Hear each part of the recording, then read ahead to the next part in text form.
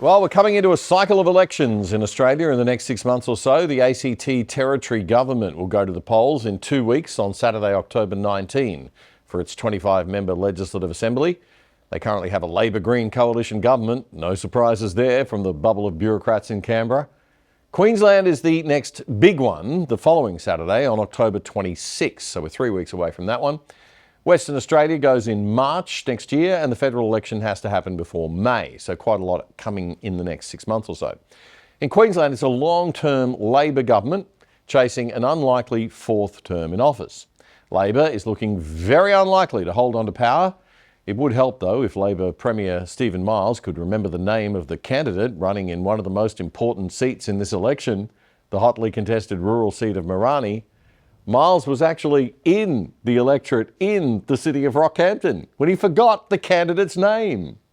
I'll find out where they are and let you know. What's the name of your candidate, Mirani? I don't have that detail in front of me. You don't know the name of the candidate that's running for your team in the seat that you're in today? Susan? Yeah, of course, it's Susan. Yeah. Premier, I found the CS Energy. I was with her the other night. Yeah, she's one of my best friends. Susan? Was it Susan? Don't ask me her last name. All right. The candidate's name is actually Susan Tida, a social worker who's lived in the electorate all of her life. Now, that wouldn't have been so bad if he wasn't actually in her electorate at the time. God help us all.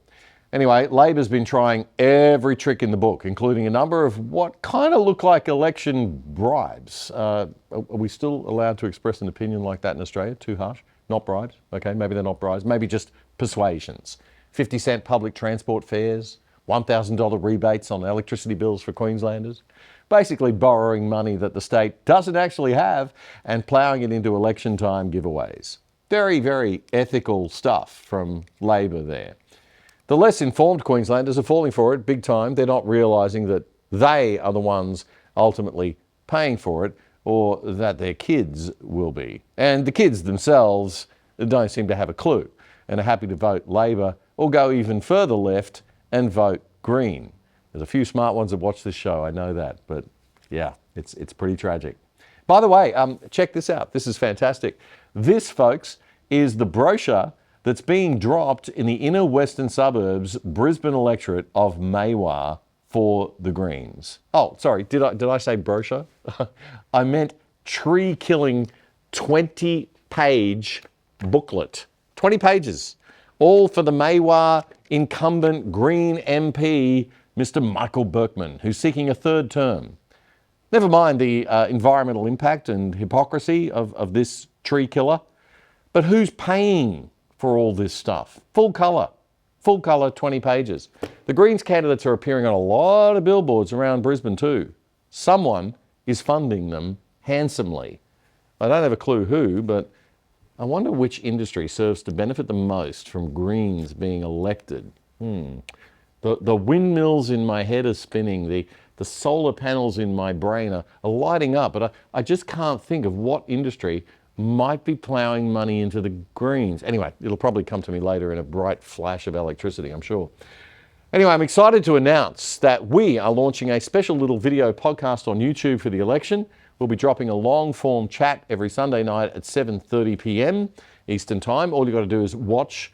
All you've got to do to watch is to go to our channel on YouTube anytime you like, and you can do that by clicking on the round other side logo on your YouTube app. There you will see 3 playlists on our channel. The full show playlist, where we put all of our full weekly 1-hour shows. The episodes segments playlist, where we put all the nightly segments that we clip out of the main shows each week, for people who like to watch the show in segments throughout the week. And a new folder called The Other Side Extra, where you'll find these extra special podcast-style interviews. And this week, for our Queensland Election special discussion, I was joined by Dan Petrie, a former data editor at Bloomberg and a columnist with News Corporation's Queensland Sunday Mail. Our full half-hour or so interview is there for you to watch, but here's a short clip. Dan gave us his forecast for how he thinks things will play out in the Sunshine State for Labor and the Liberal National Party. the Australian Institute of Progress did some research, and the latest polls came out that said that the two-party preferred vote is now 55% LNP, 45% Labor, so it doesn't look like the LNP can lose.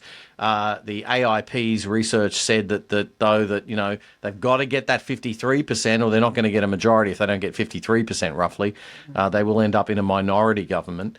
Do you think a minority government is still possible?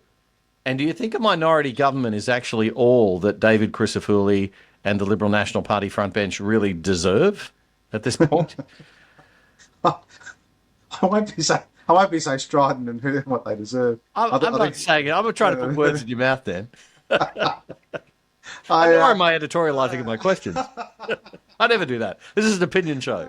I would say this, a couple of things. I think a minority government would actually be incredibly interesting for one reason.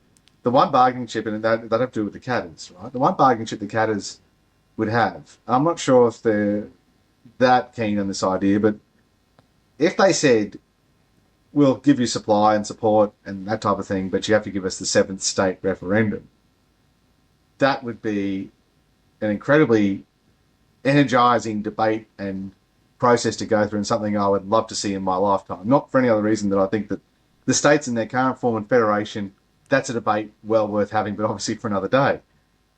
That's the Katter Australia Party, of course, up in North Queensland, and you're saying that they might do a deal, but it might be with a string attached that you've got to have a North Queensland separate state referendum or something. Yes, I'm deliberately telling Robbie Katter via this video that that's what they need, the bargaining chip, for no other reason than... And you haven't got me for editorialising. You're driving policy agendas. All right, mate, we better wrap it up. Do you reckon, though, like on the balance of it, do you think it'll be a minority government, or do you think LNP will be able to get over the line themselves? I think the LNP will... I do think that when the government's on the nose, they're on the nose. I think we just don't know what Brisbane will do. Remember, the LNP hold 4 or 40 seats in Brisbane, and I suspect that they could do quite a lot better than they have in the capital. Plenty of room for improvement in Brisbane itself.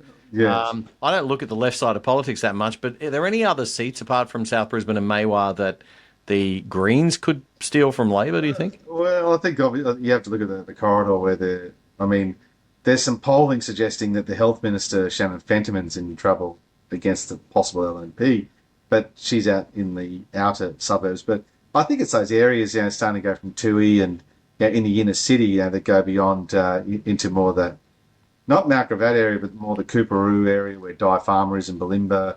Those things, they're live options. They're very, very, very challenging, because state elections, you don't get much seat-by-seat polling.